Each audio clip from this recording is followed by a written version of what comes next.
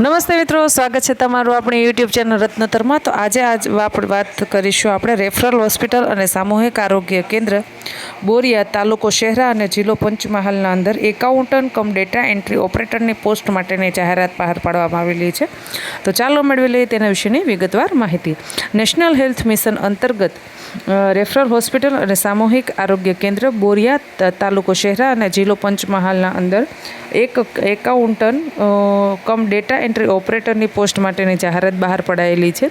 તેમાં પગારની વાત કરીએ તો 20,000 પગાર ધોરણ ચૂકવવામાં આવશે અને શૈક્ષણિક લાયકાત છે bachelor in commercial with diploma certificate in computer application એટલે કે ટેલી કરેલો હોવું જોઈએ, સોફ્ટવેરના જાણકાર હોવા જોઈએ, computer accounting software, MS office, office management અને ફાઇલિંગ સિસ્ટમની આવડત હોવી જોઈએ, અનુભવ ઓછામાં ઓછો 1 વર્ષનો હોવો જોઈએ અને અંગ્રેજી, હિન્દી અને ગુજરાતી ભાષામાં કામગીરીના જાણકાર હોવા જોઈએ। વધુમાં વધુ વય મર્યાદા છે એ 40 વર્ષ, 40 વર્ષથી વધારે ઉંમરના તેમાં અરજી કરી શકશે નહીં। દિવસ 7ના અંદર અરજી મળી જાય તે રીતે તમારે અરજી છે એ રજિસ્ટર એડી અથવા સ્પીડ પોસ્ટથી મોકલવાની રહેશે।